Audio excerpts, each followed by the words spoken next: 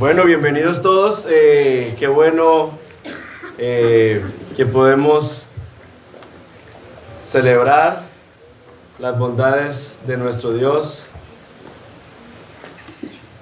Y hoy continuamos con nuestra serie en la carta de Pablo a Timoteo. Vamos a estar estudiando Primera de Timoteo, capítulo 1, versículos 3 al 11. Y el tema del día de hoy es la ley o la instrucción del Señor. ¿Para qué? ¿Para qué sirve? Muchas personas coinciden en que Dios es amor hasta que se les habla de la ley. Para algunos, la razón por la que ley y amor son incompatibles es porque algunos tal vez han usado la ley, los mandamientos y la instrucción del Señor para abusar de otros.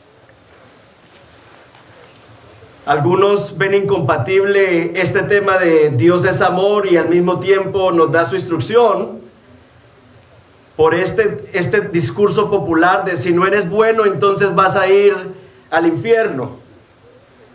Y entonces la iglesia se llenó de gente atemorizada, queriendo escapar del infierno, pero cuya conducta nunca fue transformada por el amor de Dios. La experiencia de muchos que se han retirado de las iglesias lo hacen porque sienten que son lugares donde coartan mi libertad. Es que no me dejan ser libre, no puedo vivir como yo quiero y ser parte de la comunidad es cumplir con una lista interminable de normas, requisitos y estándares.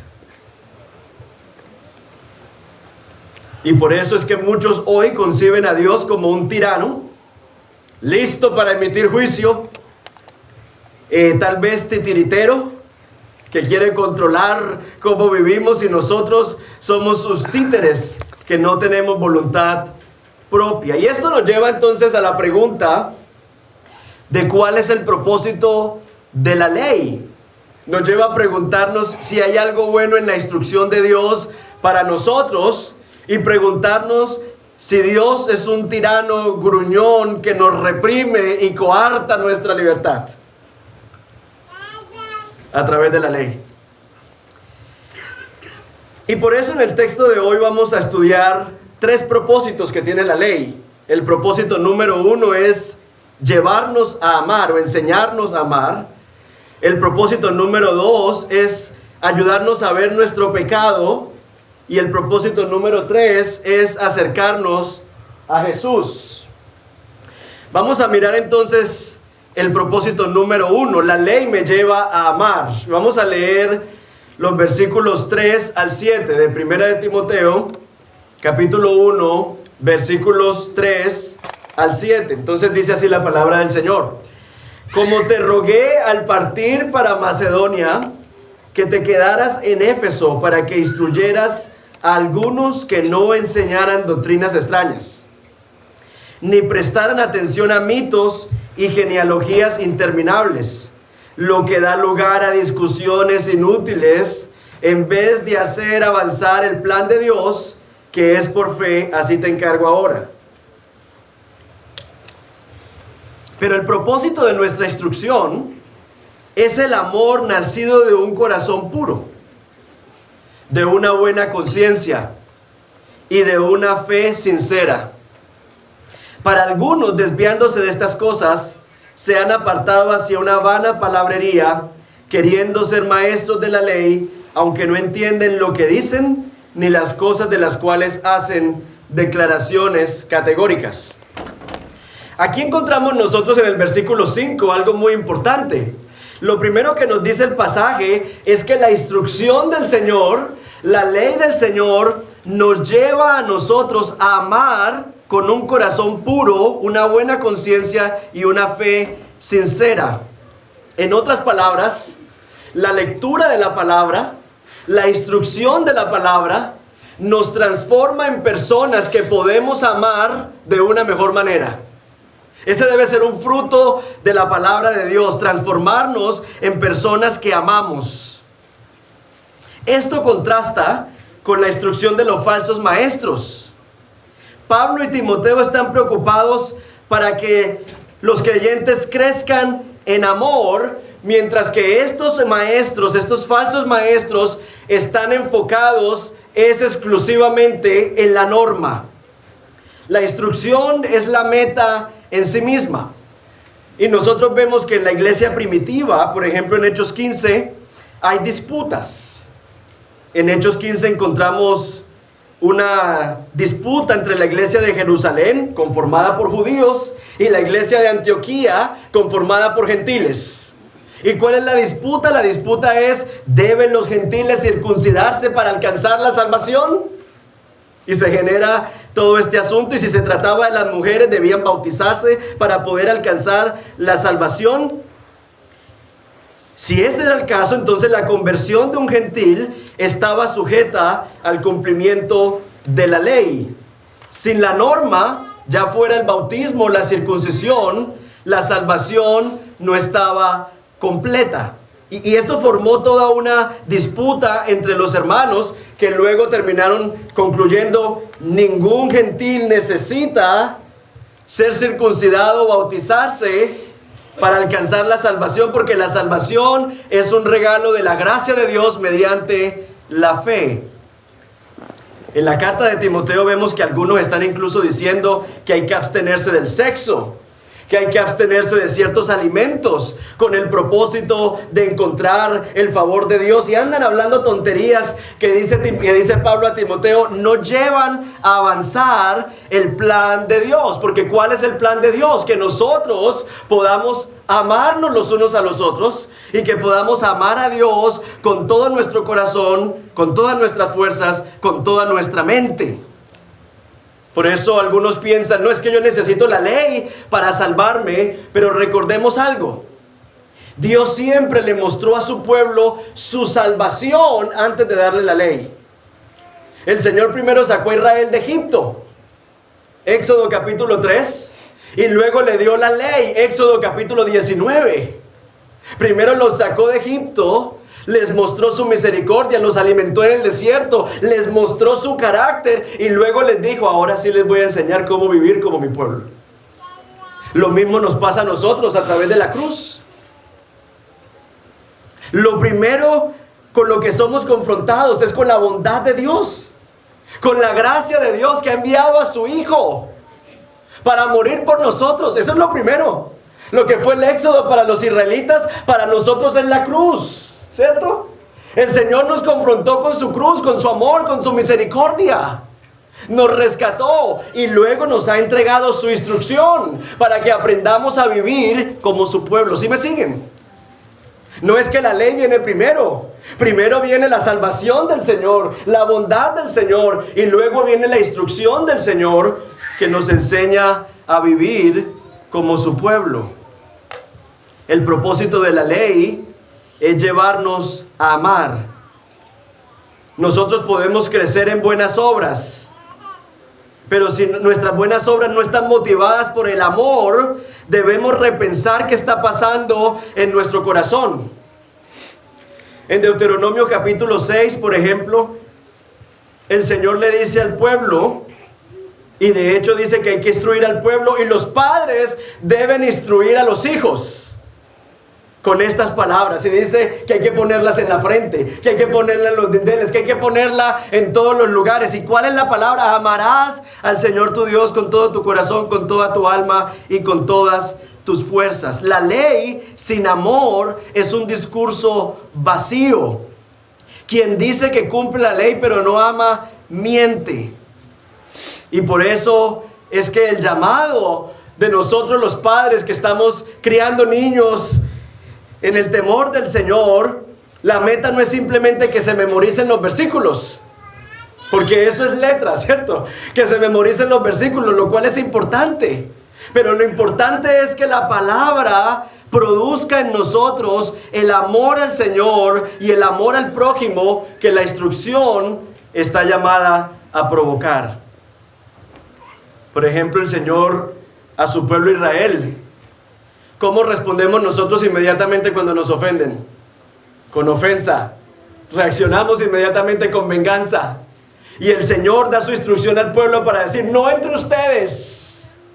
No entre ustedes. Y por eso en Levítico 19:18 dice, amarás a tu prójimo como a ti mismo. O sea, no solamente es que amarás al Señor tu Dios, sino que amarás a tu prójimo como a ti mismo. Porque lo único que detiene la cultura de venganza y retribución en nuestra sociedad es la palabra y la instrucción del Señor. Pero también en Levítico 19:34 dice, mostrar misericordia a los menos favorecidos. Amarás al Señor. Se perdonarán entre ustedes y mostrarán misericordia a los menos favorecidos. ¿Para qué nos dio el Señor su instrucción? Para enseñarnos a amar. Le preguntan a Jesús en Mateo 22, Maestro, ¿cuál es el gran mandamiento de la ley? Y Jesús respondió, amarás al Señor tu Dios con todo tu corazón, con toda tu alma, con toda tu fuerza. Este es el grande y el primer mandamiento. Y el segundo es semejante a este, amarás a tu prójimo como a ti mismo. Cuando amas a Dios y amas a tu prójimo, de estos dos mandamientos depende toda la ley.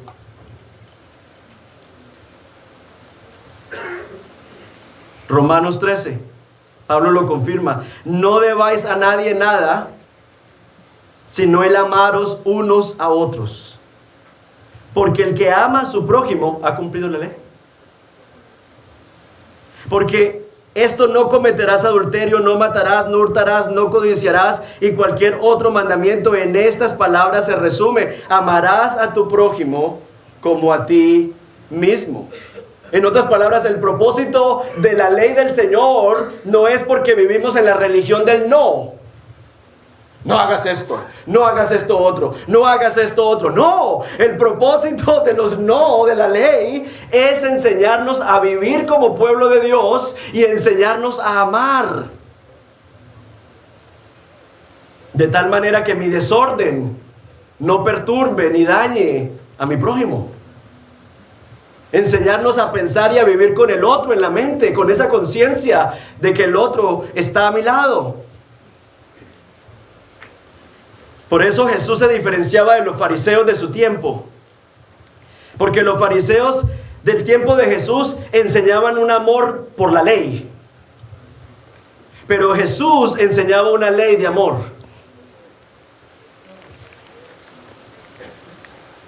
¿Sí ven la diferencia?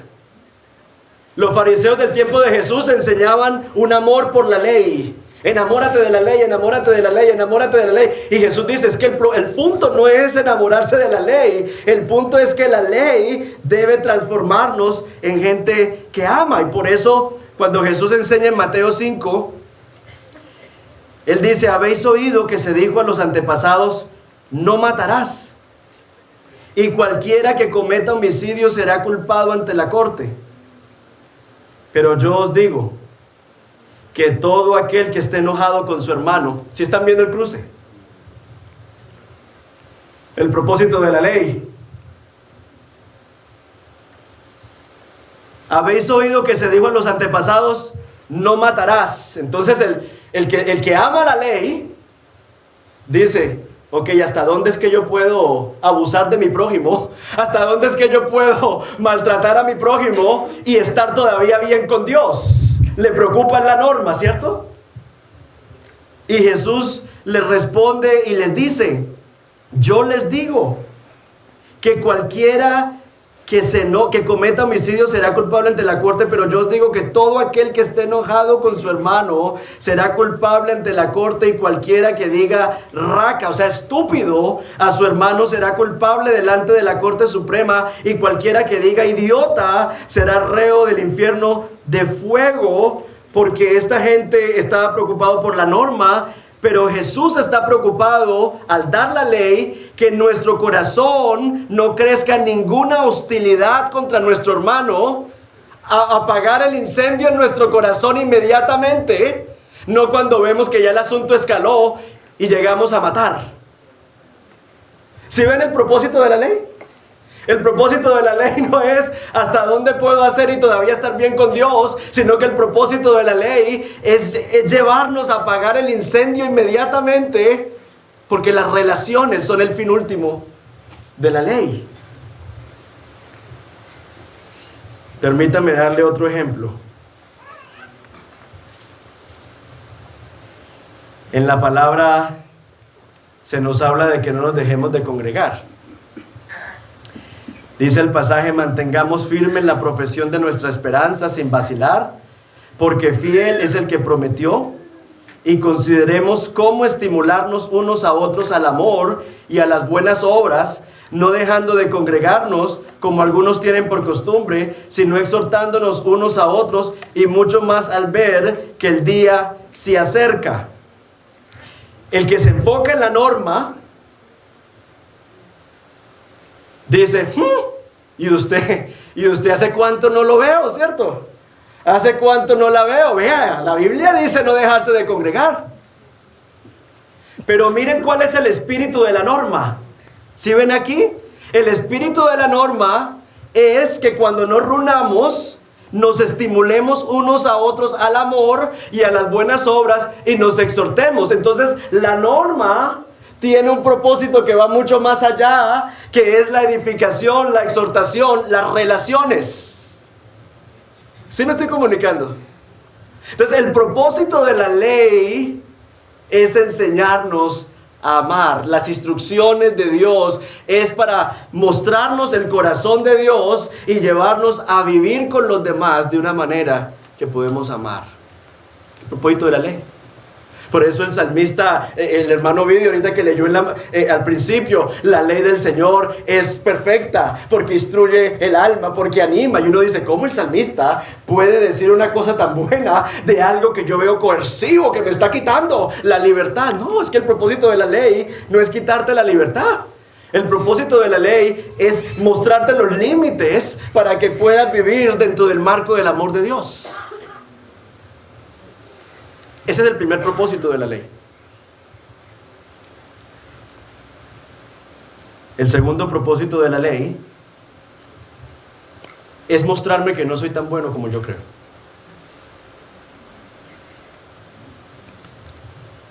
Pablo dice que la ley no ha sido instituida para el justo, sino para los transgresores y rebeldes, para los impíos y pecadores, para los irreverentes y profanos, para los patricidas y matricidas, para los homicidas, para los inmorales, homosexuales, secuestradores, mentirosos, los que juran en falso, y para cualquier otra cosa que es contraria a la sana doctrina.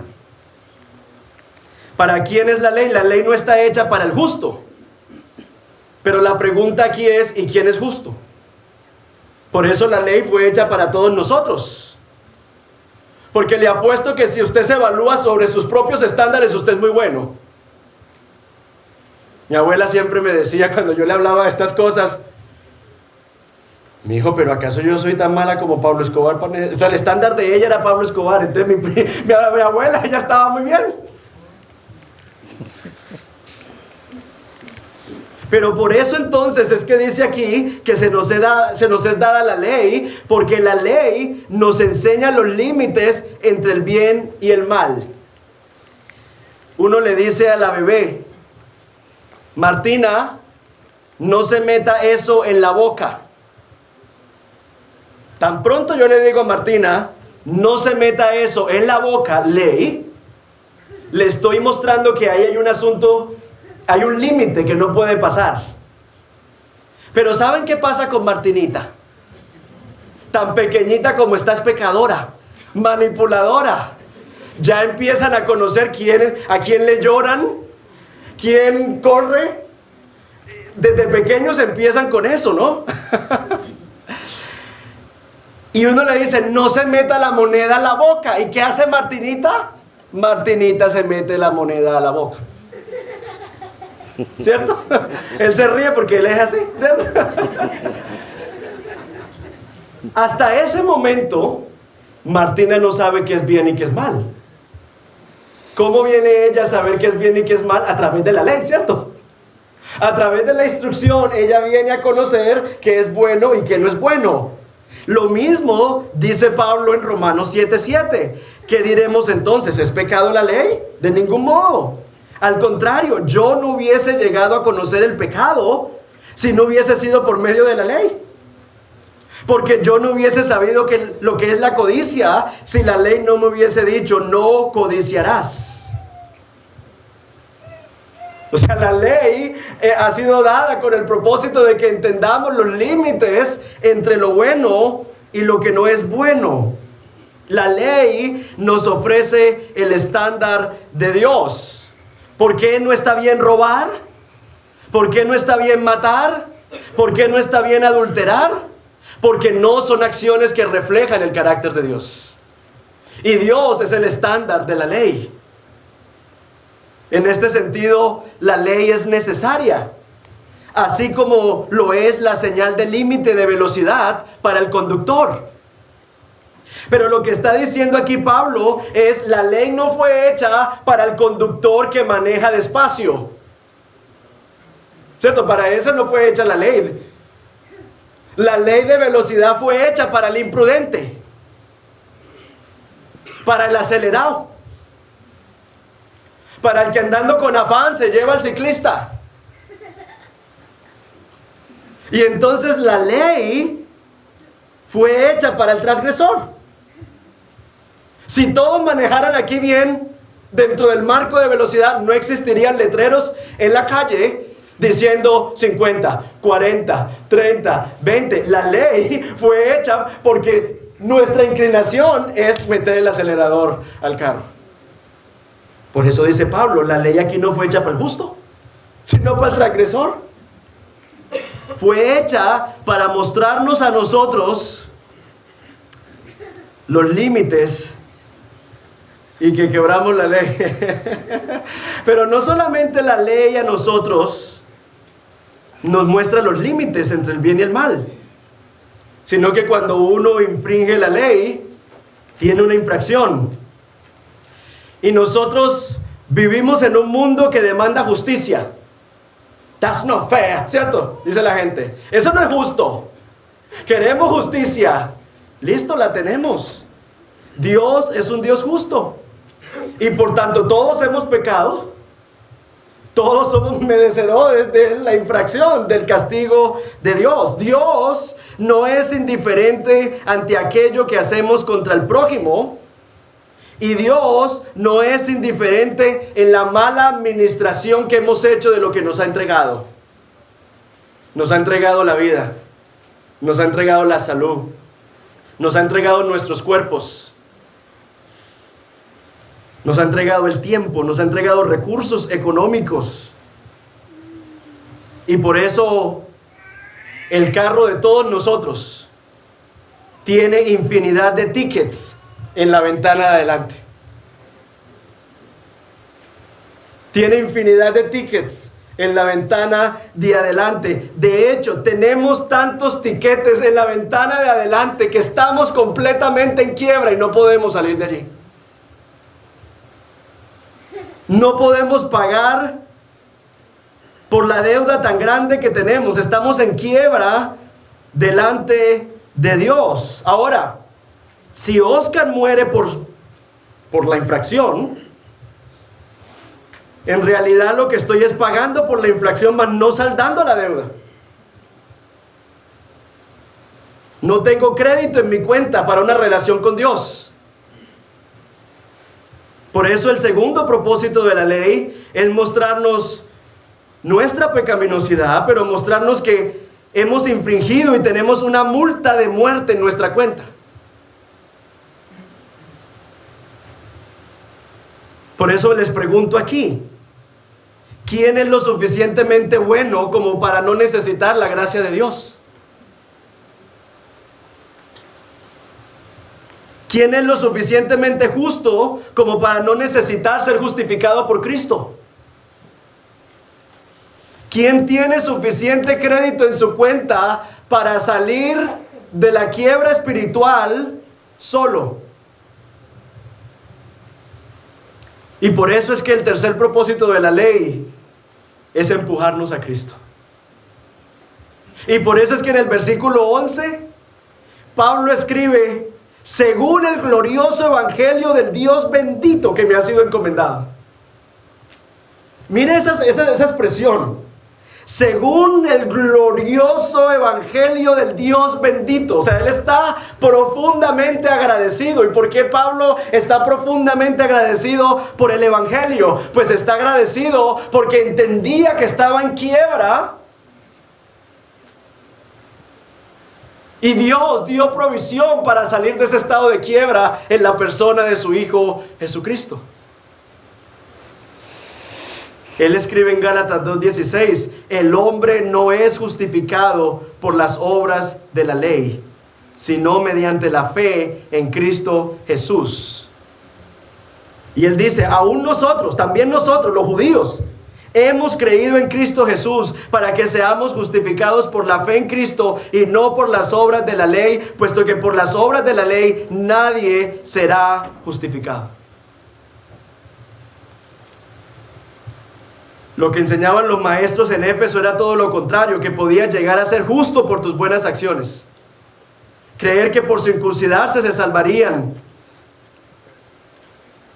Pero hermanos, lo que nos recuerda el Evangelio es que la salvación no se basa en la obra del hombre, sino en la obra de Dios, la obra suficiente de Cristo en la cruz. Si nosotros ponemos otras cosas en el centro, nuestra justicia, nuestras buenas obras, yo no soy tan malo como Pablo Escobar, yo le colaboro a mi mamá, yo la llamo 2 veces a la semana, yo no soy tan mal hijo como, yo hago esto, yo hago lo otro, yo soy buen trabajador, en la empresa me dicen que no sabrían qué hacer sin mí.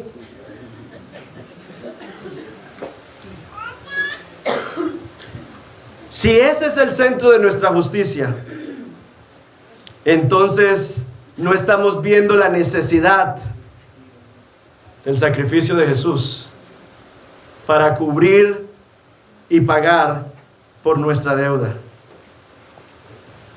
Por eso algunos piensan que los cristianos son personas mejor que otros.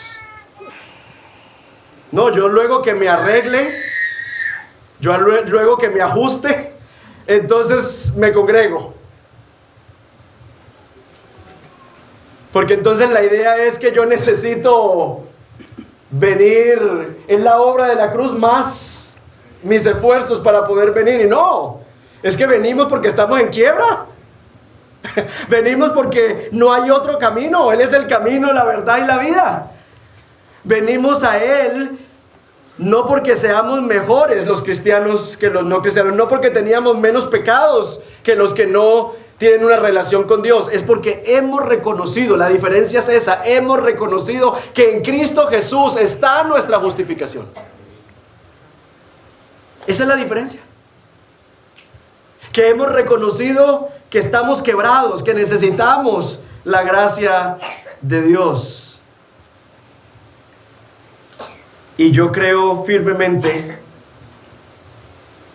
que la obra de Cristo en nuestras vidas no solamente nos justifica, sino que verdaderamente nos permite amar genuinamente. Nos permite vivir ese amor que viene de un corazón puro. Un corazón que no tiene intenciones egoístas. Porque tenemos que reconocer que muchas veces, aún en nuestro amor, estamos pensando en nosotros. No, es que yo sigo con esa persona porque yo no quiero estar solo.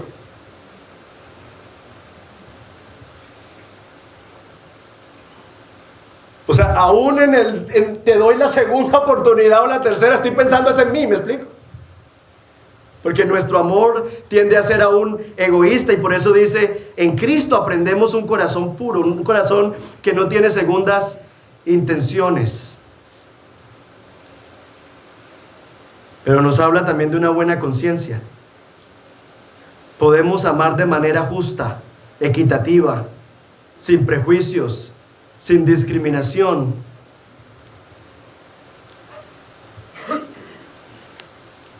somos librados de caer en esas relaciones amorosas destructivas, tóxicas, nocivas.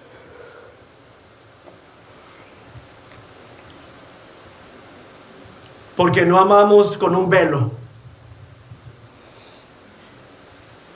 sino que amamos viendo objetivamente y buscando la justicia. Y eso solamente lo puede hacer cuando nosotros tenemos a Cristo en el centro de nuestra vida.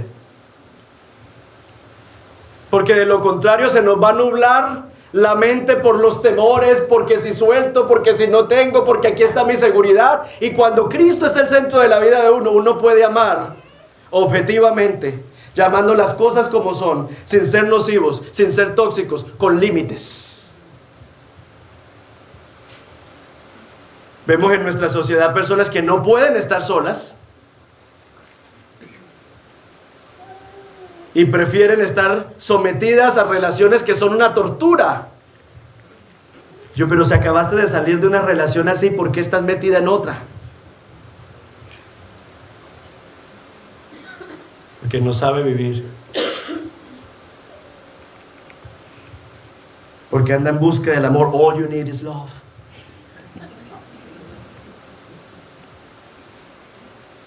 Y eso es lo que nos dice nuestra cultura a través de las canciones. I will always love you, Whitney Houston, The Beatles, and you name it. El amor es el salvador de nuestra vida, es nuestro Mesías.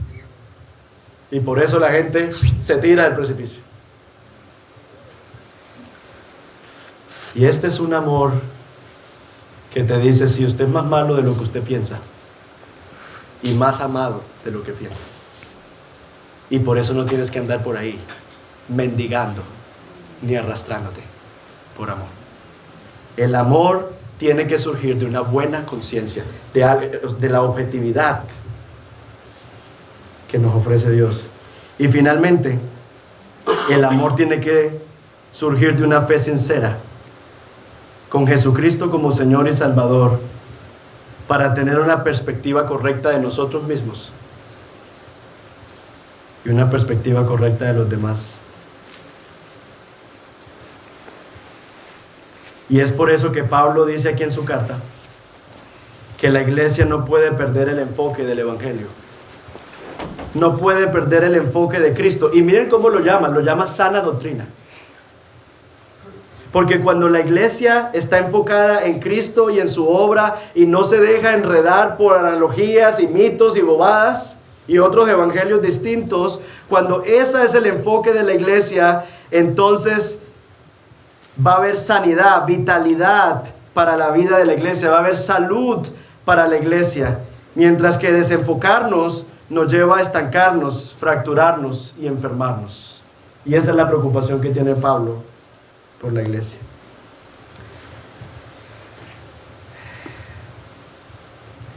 Como se han dado cuenta, hoy vamos a participar de la cena del Señor.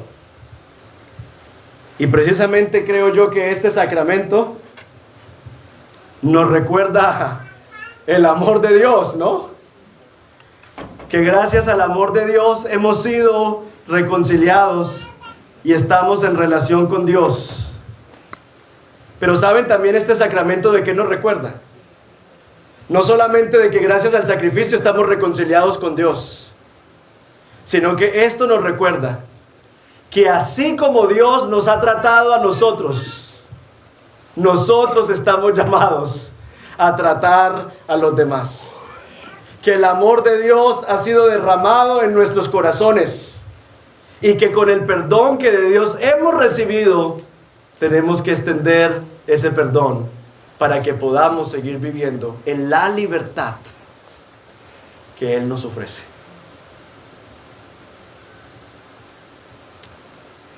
Y yo he mencionado aquí el propósito de la ley es el amor. He mencionado que la ley nos muestra los límites y que la ley nos recuerda que tenemos no un ticket, que tenemos el carro lleno de tickets.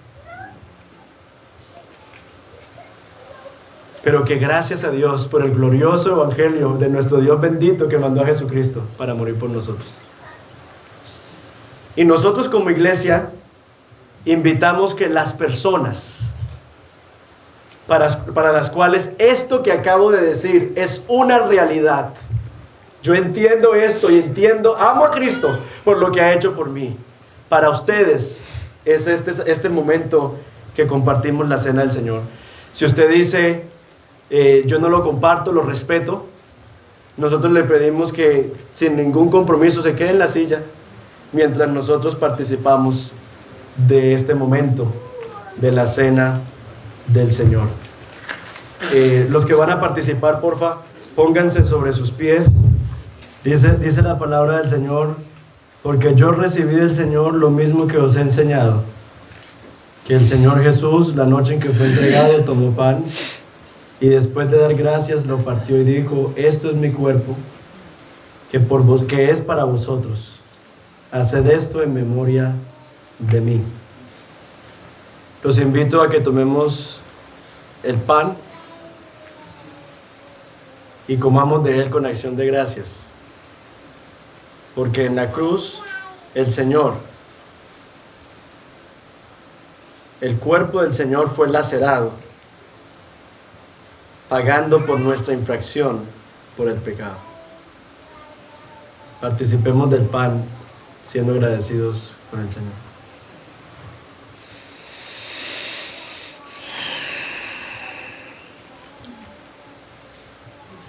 De la misma manera tomó también la copa después de haber cenado, diciendo: esta copa es el nuevo pacto en mi sangre. Haced esto cuantas veces la bebáis en memoria de mí.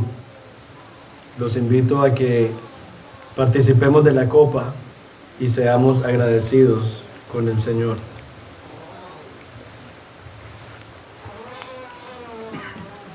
Dice Pablo: porque todas las veces que comáis este pan y bebáis esta copa, la muerte del Señor proclamáis hasta que Él venga.